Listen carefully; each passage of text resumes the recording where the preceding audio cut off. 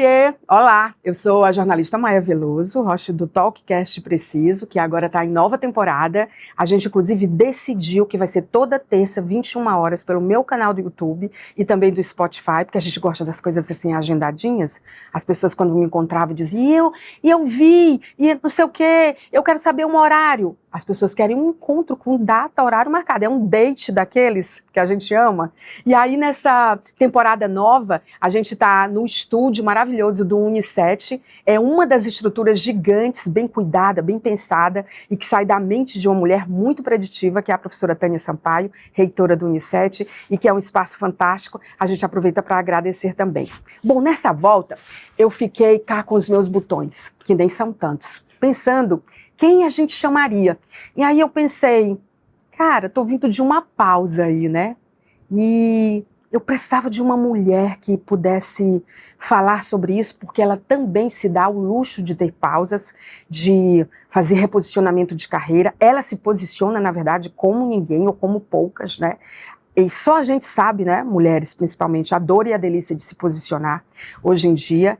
E a gente falar sobre essa mulher do século XXI. A gente bateu um papo mesmo. Ela fala comigo, ela me pergunta, eu pergunto para ela. Eu falei, de quem será esta mulher? E tum, aqui está ela.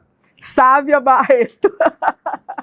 A Sávia, eu não convidei... Ah, mas você chamou uma amiga sua. Gente, nós trabalhamos na mesma empresa durante muito tempo, num veículo de comunicação, e a gente só estava bom dia, boa tarde, porque ela estava num turno, às vezes eu estava saindo, ela estava chegando, mas eu sempre fui fã, porque ela gosta do desconforto da mudança. E a gente vai falar sobre isso um pouco também. Mas a Sávia, eu até anotei aqui tudo para dizer para vocês. Olha por que eu chamei a Sávia. Me disse, eu não tenho razão. A Sávia, ela é jornalista como eu, pesquisadora, consultora em comunicação estratégica. A gente tem algo em comum aí nessas duas linhas, mas a Sávia, doutoranda em políticas públicas pela Universidade Federal do Piauí, onde ela também fez mestrado de comunicação e também se graduou em ciências sociais. Ela tem master em comunicação, política e sociedade pela ISPM, na verdade a Escola Superior de Propaganda e Marketing. Ela é fundadora do boletim que todo mundo só dá um passo importante na política se lê, porque ela gosta de imersão, ela não gosta de águas rasas, de jeito nenhum. Ela e a equipe maravilhosa que está com ela, né? Porque o Bril é assinado por grandes jornalistas, todas mulheres, na verdade, né? E ela tem a Bril Comunicação Estratégica. Ela também é diretora de comunicação, isso eu atualizei agora, do Fórum para Tecnologia Estratégica dos BRICS. Né? Então, é muito legal isso. E ela está estudando psicanálise, como se não bastasse. Ou seja, eu não sei nem o que vai ser dessa entrevista hoje. Gente, se ela tivesse me dito antes que estava fazendo psicanálise, eu ia dizer, será que eu vou chamar uma futura psicanalista para essa entrevista?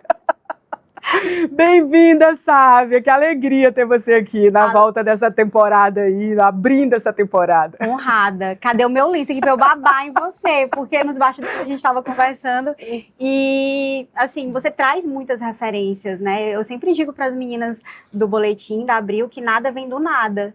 O repertório, você tem que colocar alguma coisa dentro ali. Sim. E você coloca muitas coisas e está sempre pensando em novidade, conhecimento, inovação, consciência. E comprando risco, né? Porque quando você aceita fazer mudanças na vida, você compra risco. Às vezes a gente não quer. É complicado comprar risco, é caro. É caríssimo, é caríssimo. E eu acho assim que o que a gente tem meio um pouco assim também em comum, meio pouco não, muito, é que a gente é dona de um armazém de caixinhas, né? As caixinhas, inclusive, foram um pouco assim demonizadas, que disseram, não, tem que sair da caixa. Né? Tem que fazer novas caixas, mas caixas é coisa que você guarda, o que você gosta, e caixa também são coisas que você ressignifica. Eu falo das caixinhas porque você tem múltiplas formações, eu também tenho múltiplas formações, e a gente não para. Mas esse movimento tem um preço enorme, não é, Sávia? E eu acho que é um dilema, foi um dilema pra mim, eu quero ouvir de você se foi também. Pra mim, eu pensava, nossa, eu gosto de tanta coisa, essas coisas não casam. Eu gosto de psicologia, e aí eu terminei entrando na psicanálise freudiana. E tá fazendo em Brasília, né? No corpo freudiano de Brasília, mas eu fiz daqui do Piauí também, antes, na escola daqui. E aí, sempre gostei de psicanálise. Mas aí, se você é freudiano, você não pode ser junguiano, porque Jung e Freud romperam. Mas eu amo Jung, eu amo a coisa da individuação. Você adora um conflito. Adoro o yin, yang, o masculino, o feminino, o ânimos, o ânima. E aí, eu tô sempre rompendo um pouco ali com o que pode, né? Eu sou freudiana, mas eu também gosto do Jung e tudo bem.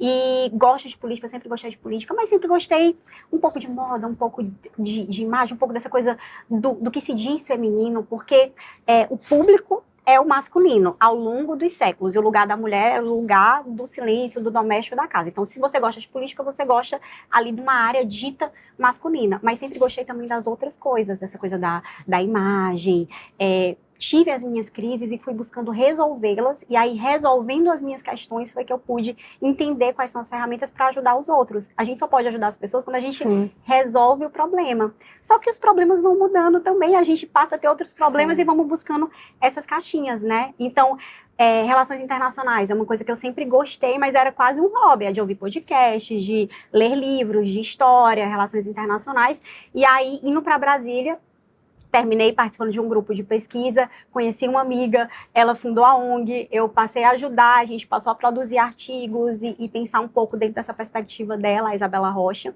hoje mora na Rússia, e eu percebi que, na verdade, tudo termina convergindo se você faz o que você ama, e você pode ter o direito de amar muitas coisas. Você usou uma palavra-chave, essa questão da convergência, né? No meu caso, por exemplo, eu, na verdade, não queria ser jornalista, eu queria ser advogada. E aí minha mãe morreu com 33 anos, eu era uma garota, tipo, 3 anos antes de entrar na faculdade, e eu tive que desistir do direito, porque o estágio paga péssimo, né? Por incrível que pareça, o estágio de jornalista paga mais do que o de advogado, só que quando forma... Depois, aí a história muda, temos que falar sobre isso. Eu acabei, sabe, encontrando na comunicação e no jornalismo causas para chamar de minha. Tanto que eu hoje faço projetos, quando a gente pensando em causas, nas minhas consultorias, eu tenho projetos de design de causa. Eu acho que a gente precisa adotar uma causa para chamar de nossa, num mundo como hoje, com tantos desafios, né? Eu lembro que quando eu sou palestrante TEDx, e eu lembro que uma das frases mais fotografadas no meu TED foi: me diz o que tu fazes com o que sabes e o mundo te dirá quem és. Então, assim, eu sempre, como eu fiquei só, rápido, de família, né? Muito cedo, eu tive que me virar. E eu fui para a comunicação e encontrei outras causas. E nunca foi só sobre jornalismo. A minha primeira aparição na TV, eu fazia a Lucinha Pólvora, uma garota, né, que na verdade era uma cientista que era absolutamente revoltada com as cores primárias, porque ela achava que as cores primárias eram poucas. Tudo da minha mente. Que legal. Então, eu simplesmente explodia coisas no estúdio, cenicamente falando, né, claro, em busca dessa nova cor. Então foi a minha primeira aparição na TV educativa do Piauí, né? E aí depois que foi essa tal de Lucinha Pólvora. Depois disso eu não parei de explodir as coisas. Na TV educativa, tá vendo? Aí eu fiz jornalismo, aí eu estudei na UFP, né, fiz jornalismo, morei uma época em São Paulo, fiz USP também, acabei fazendo no boom do jornalismo online, acabei fazendo uma pós toda voltada para a comunicação digital. Naquela época a USP sempre está muito à frente, né, a ECA maravilhosa. Eu fiz vitrinismo no AMB, eu fiz gerenciamento de voluntário, eu fiz vitrinismo porque eu amo a comunicação da vitrine. Eu não sou consumista, tá, sabe? Eu sei. Mas é uma ciência a vitrine, é uma ciência. E aí eu queria entender aquela lógica, entendeu? Eu nunca fiz uma vitrine, até porque se paga pouquíssimo para se fazer vitrine, só se ganha fazendo vitrine fora do Brasil, em alguns lugares, né, dependendo da marca no Brasil. E aí eu fui fazendo as coisas, e sou curadora de conhecimento. Antes do ChatGPT chegar, eu já curava os meus conhecimentos, comecei a estudar futuros há 8 anos e meio, a página de futuros me levou para outros lugares confortáveis e desconfortáveis, porque, por exemplo, o caos climático, quando eu olho para as pesquisas do que estar por vir, eu não estou falando só do El Niño. O El Niño, amor, é um start em alto nível. Mas assim, quando eu olho para a questão climática ambiental, que é um dos grandes desafios desse século, junto com saúde mental, eu descobri coisas que são caminhos a seguir. Tanto que eu continuo sendo palestrante, continuo indo a escolas, a empresas, né? Falo sobre consciência ser a principal tecnologia humana já há 3 anos. Agora tem uma nova palestra falando sobre humanidade aumentada, né, para dentro da sala de aula, com o advento da inteligência artificial, como que os professores navegam sobre isso. Tem o podcast, Talkcast Preciso, não paro de estudar. A gente é muito inconformada, eu acho assim. Eu acho que tem tanta coisa para aprender. A Clarice Lispector, ela tem uma frase maravilhosa.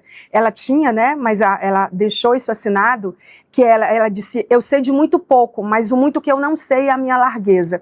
E eu tô sempre buscando, eu acho que é como você também, não sei, você que está aí acompanhando a gente, internauta, que é esse lugar do não saber, porque eu acho ele muito sofisticado. O que eu não sei, que eu não sei. Então eu pauto a minha vida nisso, e o que eu não estou fazendo. Eu criei um indicador. O OKNF, o que eu não estou fazendo. E todos os dias eu acordo de manhã, depois de me arrumar, é claro, eu olho e digo o que eu não estou fazendo. Adoro. O nosso mundo é do tamanho da nossa linguagem, né? Quando a gente amplia e a gente consegue nomear, ele fica maior. Né? Não é que as coisas não existem. Uma linha do tempo assim, né? A gente enxerga mais. Mas o que é que você gosta que ninguém sabe? Que é um hiperfoco assim, muito... Ou vários, que eu sei que deve ter vários. Tem vários. Eu sou multifocos. Mas, por exemplo, mora uma jardineira em mim. Eu amo cuidar do meu jardim. Ninguém sabe. Eu nunca postei. Então, eu sou daquelas Você mora em casa? Eu moro em casa. Eu tenho um pomar, eu tenho 58 árvores.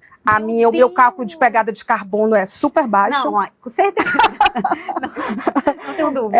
Eu reciclo muito, entendeu? Então, assim, pouca gente sabe. Uma outra coisa é uma conexão e uma sintonia fina, que eu falo pouco sobre ela, porque eu acho que talvez não seja o momento, ou talvez eu falo em outros lugares, não midiaticamente, eu não midiatizo. É a minha relação com Deus. Então, assim, eu acredito piamente que quando a gente se abraça com Deus, as costas dele são um escudo. Acho que os braços que entrelaçam o nosso corpo parecem muralhas mesmo, né? E eu acho que o olhar dele termina encandeando, de algum modo, a nossa vida. Então, assim, eu não faço terapia, minha filha disse que eu preciso fazer, eu deixei de fazer, queria te dizer, mas eu queria lhe contratar depois. Eu não sei se você vai fazer esse tipo de serviço.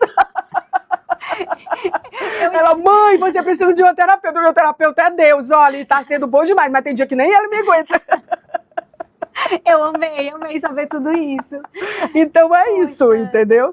Você já fez pausas, assim, que foram coisas que te levaram para um outro lugar, de desconforto, ou de apreensão, ou de medo? Se você fez pausa, o que te motivou? Eu fiz muitas pausas. Eu faço constantemente essas pausas. E às vezes a pausa é tão silenciosa que as pessoas não estão sabendo que eu estou fazendo a pausa. Porque eu continuo rodando os meus projetos, os meus compromissos, eu cumpro tudo. E enquanto esse projeto está rodando, tem uma coisa fervilhando e crescendo aqui por baixo. E eu estou cultivando, né? Então aqui eu desligo um pouco a energia, porque eu coloco tanta energia que quando eu diminuo um pouquinho, não tem problema. E aqui por baixo eu vou alimentando essa outra, né? Foi assim quando eu saí da Meio Norte, fui para a Cidade Verde, da Cidade Verde eu saí e montei o Boletim Brio e fui para Brasília e decidi ficar em Brasília. E acho que todos esses caminhos. Voltei agora para o doutorado, porque eu terminei fazendo o doutorado, não consegui conciliar com o trabalho, era muito difícil. E, na verdade, eu estudo desigualdade de gênero e a dificuldade de ascensão das mulheres na esfera pública. E, assim... Também, né? Também, né? Praticamente uma autobiografia, um testemunho. Então, eu acho que essas pausas, elas são necessárias para a gente poder respirar, para a gente poder se reorganizar e para a gente poder ter força para dar esses saltos, né? Porque entre onde você está e onde você quer ir, tem um gap aqui. E para isso, eu vou ter que comprar aquele risco. Então, eu gosto de me preparar. Quanto mais eu me preparo, melhor. Não pode ser uma preparação eterna, mas eu tenho que ter as ferramentas, eu tenho que me sentir segura. E essa segurança, para mim, vem do conhecimento. Vem de realmente, eu aprendo através da busca pelo conhecimento. Eu tenho uma coisa assim, todo dia eu leio 1h15. Toda hora eu leio 1h15. Gente, o meu vai mínimo. falando ali que eu vou pegar. Não, meu diretor vai querer, mas falando em livro, é o que ela trouxe para mim. O que podemos saber? O melhor livro, gente, de todos os tempos. O New York Times disse que é maravilhoso. É maravilhoso, só para dizer. E é uma distopia. E fala desse futuro com as mudanças climáticas, com IA, com tecnologia, e fala também sobre amor, e fala sobre, acho que perpassa um pano de fundo sobre a imagem que a gente tem das pessoas, e depois a vida real que elas levam. E tem uma diferença entre as duas coisas. E a gente que trabalha também com construção Sim. de marca pessoal, marca institucional, existe. Mas o que eu falo para os meus clientes e para os meus amigos e falo para mim mesma no espelho o que é que eu tenho de único, e o que a gente tem de único é o que tem de estranho, e a gente tem que abraçar essa estranheza, não tem que repudiar, não tem que homogeneizar isso, muito pelo contrário. E como eu falo isso da maneira mais autêntica? Porque se for para eu ficar desconfortável fazendo uma coisa que não reverbera com os meus valores, eu não vou fazer. E eu acho que todas as minhas mudanças foram impulsionadas por isso, porque eu fui mudando no processo. É aquela coisa, eu tenho um barco e ao longo do tempo esse barco eu vou mudando todas as peças. E depois que passaram muitos anos, mudei 100%. É o mesmo barco ou é um outro barco? E a minha resposta é o mesmo barco e é um outro barco. Navegar é preciso. Navegar é preciso. Acho que é um pouco isso. Eu acho as pausas muito necessárias. E elas não parecem... A pausa, ela não é uma fraqueza. Na verdade, as minhas pausas, particularmente, elas são uma guerra. Assim, não é pausar para parar. É pausar para redefinir, para resetar, para fazer escolhas. Para dizer assim, oi, é isso mesmo que eu quero? Então, assim, eu fiz pausas. Agora mesmo eu passei por uma pausa desde que a minha neta nasceu.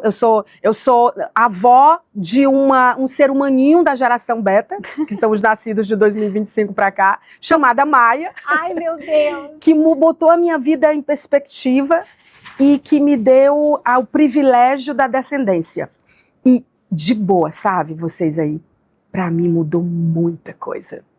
Porque eu tipo assim, eu fiz uma linha do tempo e essa linha do tempo, ela ficou acelerada na minha cabeça, desde a minha mãe, sabe, tudo, mas não com dor, mas olhar e aprender e saber o que eu não posso perder, sabe, o que eu não posso me dar ao luxo, né, de não estar presente. Então, assim, eu dei uma pausa de 1 ano, não é que a minha pausa foi como a sua. A gente não parou, gente. A gente fez outras escolhas e eu sou como você. Eu sou tão imersa, tão profunda, tão intensa, que ninguém percebe que a gente pausou. Ninguém percebe, eu amo. É uma pausa secreta, mas ela acontece. Totalmente secreta. A gente tem que se permitir, né? Essa autorização, ela é interna. É como um analista, né? Como se você se torna um analista. Pelo menos na psicanálise, você está numa escola, não tem uma formação de graduação, não é acadêmica, mas no final você tem que se autorizar. Então, sim, é essa autorização que a gente precisa se dar também para pausar, né? Ou seja, para mudar, para se permitir. E isso vale para as carreiras, né? Também. Que são muitas, né? Eu sempre tive trabalhos paralelos, né? É o que eu recomendo para todo mundo. Principalmente para nós mulheres, porque eu acho que competência é gênero, e eu estou falando com uma especialista nisso, até uma certa página, que às vezes a competência não é vista por causa do gênero, mas oportunidade definitivamente não é. Então, assim, eu acho que a gente precisa rever as coisas, entendeu? Nas carreiras e desenvolver várias habilidades, e estar em vários lugares e correr vários riscos. E quanto mais você diversifica, mais convergência você faz, mais rico fica, mais potente fica. É impressionante isso, né? Então, assim, fazer várias coisas ao mesmo tempo não significa dizer, gente, que você vai encontrar o teu ritmo de fazer. Agora, que é interessante porque tem as ondas nas próprias narrativas, né? Tem suas ondas de... Por exemplo, você escolheu política por quê? Olha... Por causa de uma onda? E vou pegar esse fio seu, porque eu acho que as mulheres, elas têm que ter múltiplas fontes de renda. Sim. Ponto. Ah, mas é uma pena, a precarização, o ideal é você se dedicar só a uma coisa. Gente, o ideal é muita coisa, tem muita coisa ideal. Mas a gente vive no mundo real, né? Sim. Então, por essa insegurança, inclusive do mercado de trabalho, é interessante. Você investe no hobby, investe no interesse, mantém ali a sua renda principal, nunca dependendo de terceiros, se for possível, realmente, independente do nível de confiança que você tem, pode ser um companheiro, uma companheira, mas realmente buscar diversificar. Diversificar. Diversificar, porque tem uma hora que faz a convergência e fica muito interessante, e a convergência também parte de você, porque é você fazendo várias coisas, com visões diferentes, né? E aí você, quando uma coisa não está muito legal, a outra tá. Quando algo não rende tanto, o outro rende, e render sob todos os aspectos, do ponto de vista financeiro, que a gente precisa falar sobre isso, né? Vivemos num mundo material. Mas as pessoas têm dificuldade de falar de dinheiro, não é, Sávia? Tem dificuldade, e essa dificuldade de falar de dinheiro, você também tem dificuldade para viver nesse mundo concreto e real, porque a gente precisa pagar as contas, Precisa. né? E aí eu acho que se você busca pagar as contas e fazer algo que te dá prazer, claro, você está sendo pago para trabalhar. Se fosse assim, o que é que você vai fazer espontaneamente? Eu ia ficar o dia todo lendo. Eu amo ler, amo cinema, não tem como. Não e ama política. E amo política, mas eu amo política.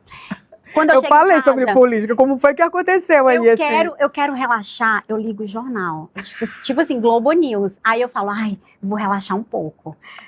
É surreal, mas aí eu percebo que realmente eu amo. Eu vejo documentários. Outro dia eu tava vendo uma série sobre ditador. O meu marido passou e disse, e eu tava fazendo algumas notas, né, no celular. Amo. Aí ele falou, o que você tá fazendo? Eu falei, tô aprendendo sobre isso. Tu vai ser ditador? Eu digo, não, mas a estratégia deles serviu para ser ditador, deve ser incrível para outras coisas. Eu faço muito isso.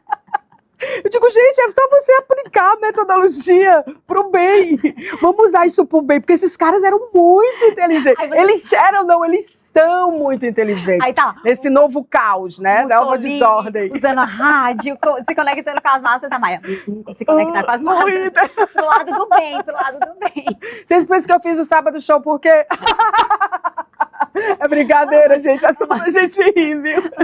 As referências. Não, eu falo isso porque, sabe, até hoje as pessoas me param e falam desse programa. Por isso que eu falei, eu acho que eu tenho essa coisa de você ir e voltar, ou você fazer análise.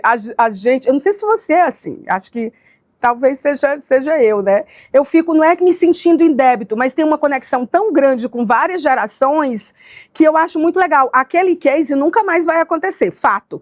Mas, assim, ele foi uma grande aula do que é popular, que é muito sofisticado.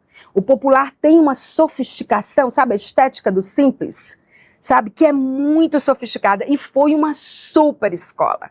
Tem várias etapas da sua carreira, né?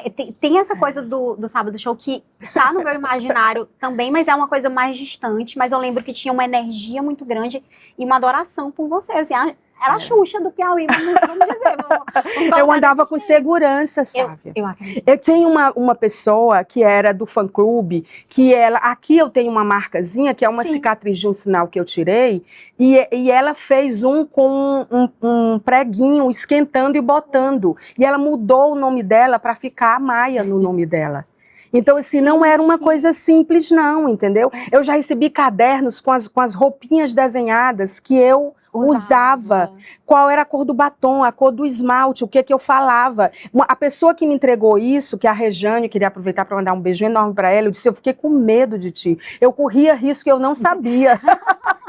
Agora eu tô com medo tardio. Você era uma louca, entendeu?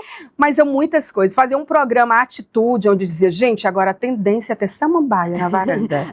Então eu tinha um programa chamado Atitude, num mundo que não falava ainda sobre atitude. Ser a primeira apresentadora de debates políticos, né? Você aqui, fiquei mais de 15 anos fazendo debates políticos. Jornal Diário. E Jornal Diário é pesado. É pesado. É muito pesado. Todas essas fases, né? Todas essas fases, até chegar nas entrevistas, né?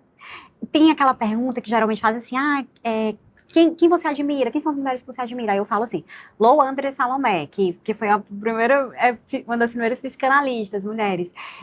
Helena Ferrante, é uma escritora italiana, que na verdade é um pseudônimo, ninguém sabe o nome dela. Então, são essas mulheres meio diferentes e tal. E aí eu fico pensando, mas o que tem em comum com essas mulheres que eu admiro, que eu queria conhecer, né? E aí eu penso que elas foram na frente. Então, nessa sua história toda... Disruptivas, totalmente. Você vai na frente, né? Você, inclusive, apresentando o debate eleitoral. Bom, política.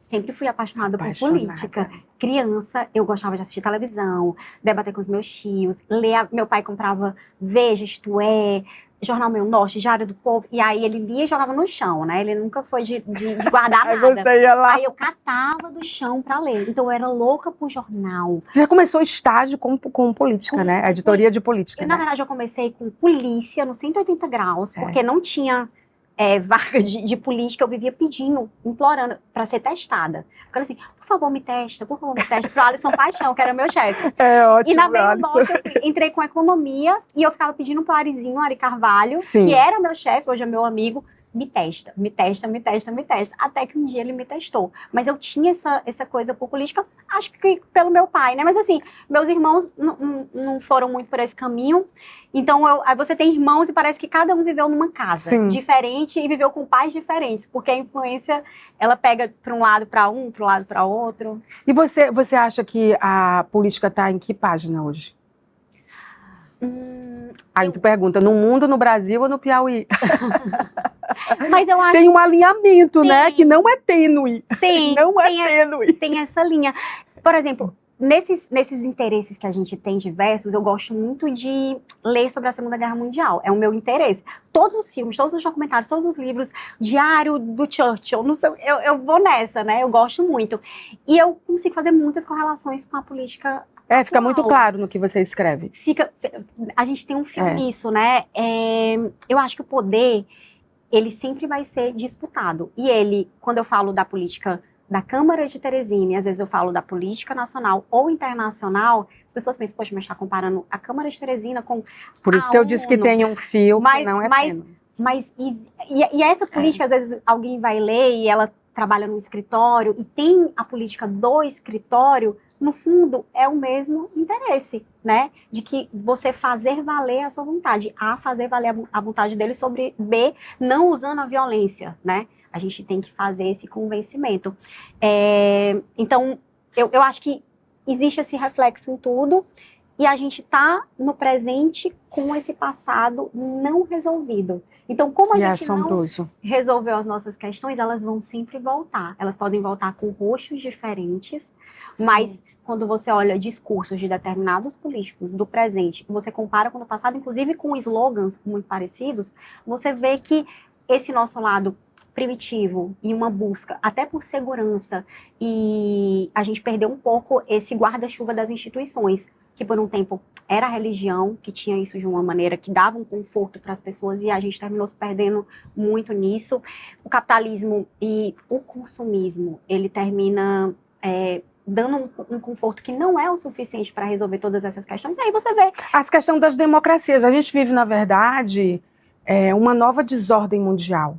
E que hoje, com o mundo globalizado e acelerado, impacta todos nós, né? Impacta claramente as nossas vidas. E eu acho assim que tem causas que não estão sendo adotadas, né? Eu acho que existe um vazio global de liderança que realmente represente as pessoas dentro dos regimes democráticos. Porque o regime democrático, ele é maravilhoso, mas muita gente começou a questionar do que estão fazendo, o que estão fazendo com o regime democrático, né? E eu estou falando do Brasil, mas eu estou falando de outros lugares também.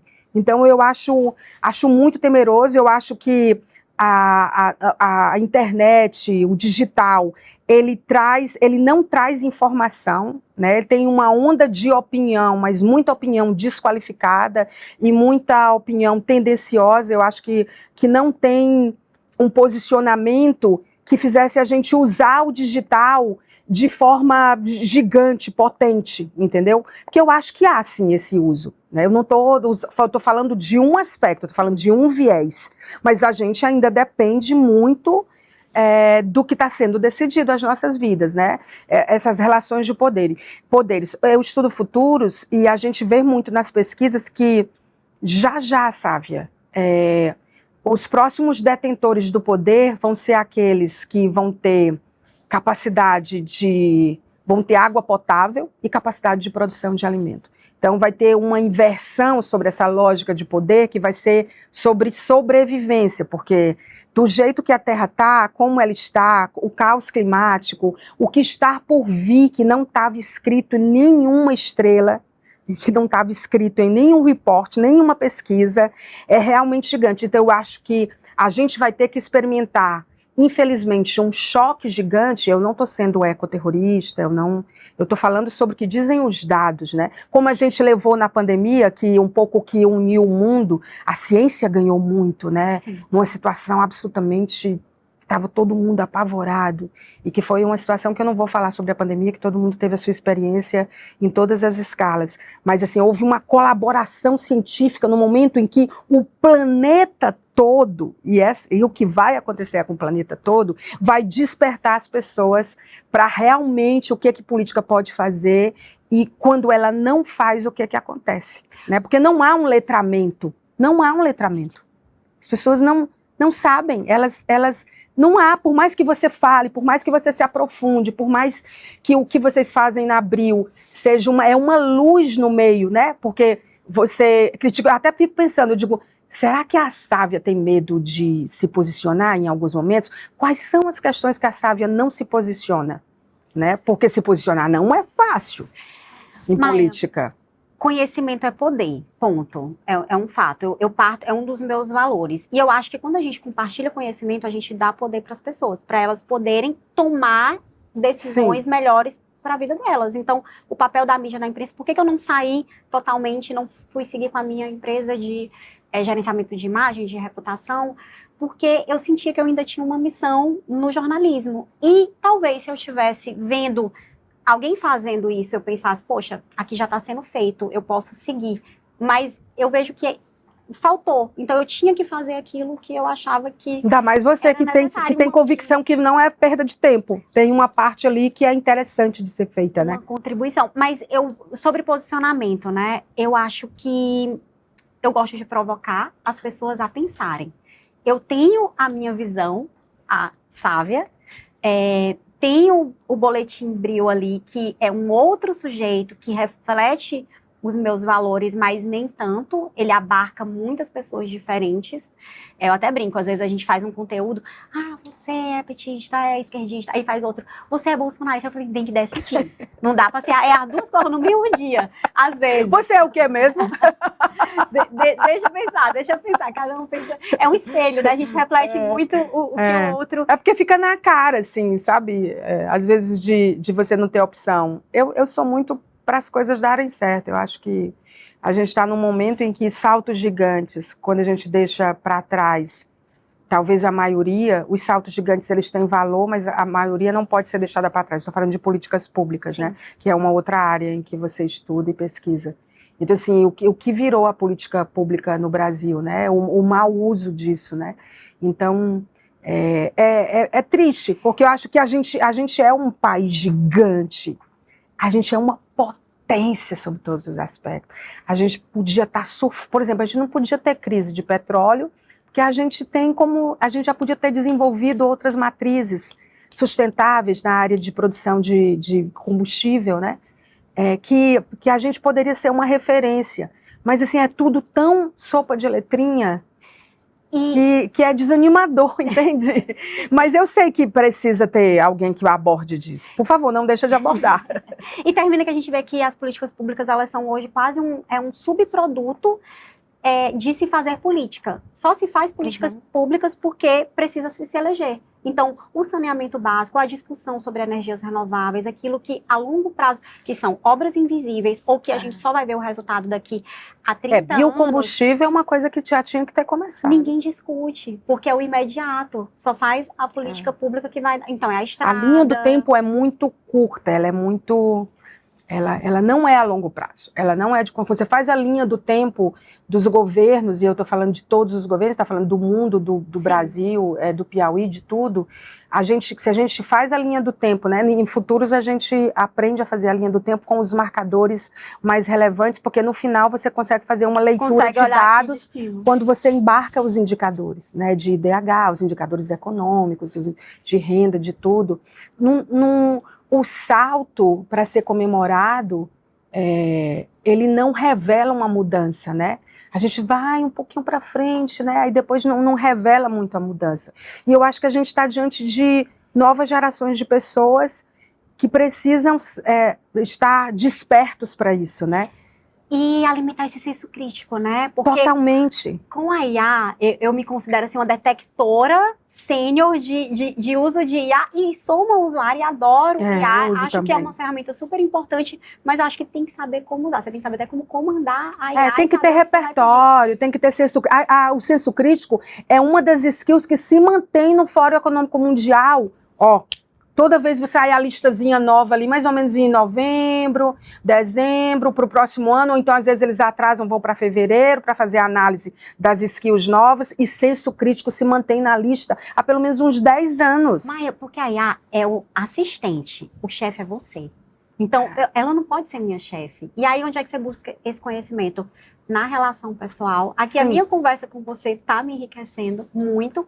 E acho que a audiência também ir nos livros. E nesse fazer, porque uma pessoa que escreveu um livro, ela leu muitos livros também. Então, a gente vai pegando essa bagagem que sobreviveu por muito tempo. Mas a gente está diante de uma geração dos alfas, que serão os próximos líderes, e que eles estão com a atenção hackeada, assim como nós, mesmo a gente que tem mais experiência, que consegue fazer uma curadoria, que desenvolveu um senso crítico, às vezes na raça, porque foi preciso desenvolver o senso crítico. Todas as habilidades mais potentes que eu desenvolvi foi por sobrevivência.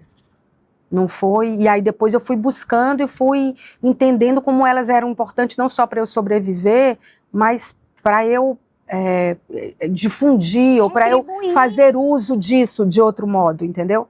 Mas assim, a IA, a gente está diante da última geração de IA que fomos nós que criamos. A próxima geração de IA era para ser de 5 anos, quando a gente faz a linha do tempo de futuros previsíveis ali, antes a gente fazia de 5 e 10 anos, agora está tipo 2 e 5 anos, que é o emergente e o pós-emergente. Em 2 anos, de que já existe protótipo disso, não é que vai, mas já está acontecendo. Imagina, eu estou falando de escala. A inteligência artificial vai criar a sua própria inteligência artificial. E aí é um risco? É um risco gigante, porque já existem pesquisas que diz que 20%, existe 20% de chance da inteligência artificial acabar com o mundo. Ok.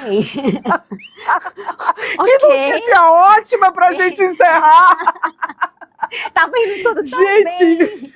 Eu tava tão feliz. Mas eu tô falando de pesquisa, gente. Pesquisas, entendeu? É porque tá desgovernado. Se a gente olhar o uso bélico, né? Porque a gente tá falando de um uso acadêmico, de um uso de trabalho, de... Gente, não é aquele que você bota seu exame de sangue e pede pra ele analisar. Não é aquele lá, não. Não é tipo você bota a foto de eu que sou jardineira, que de onde eu encontro isso, qual é o tempo de vida, o que vitamina eu tenho que dar, que não sei, eu pesquiso tudo, né? Eu tenho as fichas técnicas das minhas plantas, entendeu? Adoro. As tagzinhas, entendeu? Mas, gente, o negócio tá baldeado, assim, o negócio tá, entendeu? Mas eu tenho muita esperança, porque eu acho que a consciência é a principal tecnologia humana, eu falo sobre isso, a gente estava conversando nos bastidores, e eu acho que é como você disse, está muito na nossa mão, e está muito de que habilidades a gente vai desenvolver. A gente está chegando no final, mas eu queria fazer pelo menos, você fala comigo e eu falo contigo sobre a mulher do século XXI. Que mulher é essa? Quero conversar com você. Que mulher é essa, Maia? O que ela quer? Ela tem coragem de empreender, ela quer criar, ela às vezes está muito cansada e busca um alívio nesse outro, que às vezes ela acha que vai chegar para salvar ela, ainda tem essa fantasia? Eu acho que a gente está confundindo talvez o acúmulo de profissões e de ocupações com relevância, acúmulo demais. As pesquisas mostram que a voz da mulher, independente de quem ela seja, o que ela faz e onde ela mora, ela vai ser a voz do século XXI. É claro que a gente teve uma corrida, mas a gente está também, passou da segunda metade, da terceira década do século XXI, que a gente está falando, e nunca se matou tanto mulheres. Né? Os índices são um pavor, a gente não entende, a gente ainda faz, infelizmente a imprensa... Nós da imprensa, né, nós jornalistas, a gente se acostumou a quando uma mulher morre ou quando ela é violentada, a gente sabe tudo sobre a vida dela. Era a Maria, que mora no bairro tal, que tem tantos filhos, que foi largada porque não queria o parceiro. Eles têm a ficha dela corrida, de vida, e não se fala sobre o homem. Então, assim, tem muita coisa para ser corrigida. Então, essa mulher é a mulher que acelerou, mas que ela também precisa de pausas e não confundir o acúmulo de coisas que a gente está fazendo com progresso, entendeu? Eu acho que a gente tem que fazer esse recorte. Eu acho que a gente mudou muito. Claro, se a gente for falar das conquistas aqui, do século passado para cá, a gente vai ter que fazer um outro podcast, né? Mas eu acho que ainda tem páginas a serem escritas, entendeu? Porque assumir o protagonismo da sua casa, da sua vida, do seu trabalho, dos lugares em que você está. A gente nasceu sendo esse aplicativo de fazer várias coisas ao mesmo tempo. Tem várias coisas batidas, né? A mulher fica no celular cozinhando e o pezinho balançando o meninozinho no carrinho. Isso é batido demais. Mas isso tem muito do nosso arquétipo.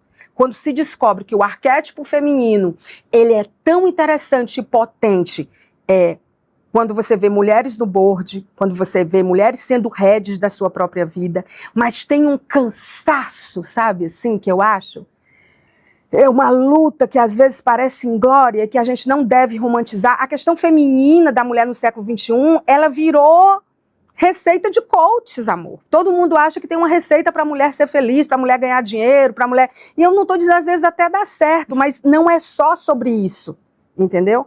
Eu acho que tem toda uma percepção da mulher e dela se perceber mesmo e muitos avanços ainda para acontecer. Mas eu acredito, eu acho que a gente ocupou espaços muito, muito importantes. Eu amo ver a Carmen Lúcia falando sobre mulheres nas pautas dela. Você deve ter cruzado com ela muitas vezes em Brasília, cobrindo política ali, mas eu acho né, ela tem uma clareza, assim, ela é uma mulher que me representa quando ela fala sobre mulher no nível em que ela fala, né, sendo quem ela é, entendeu? Que ela traz para si, faz uma análise muito legal. Eu falei 10% do que eu acho que pode ser, porque eu quero te ouvir.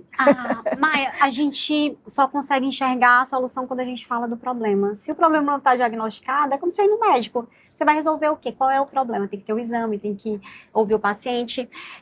Eu acho que a gente tem 3 níveis, né? O fazer, o ter e o ser.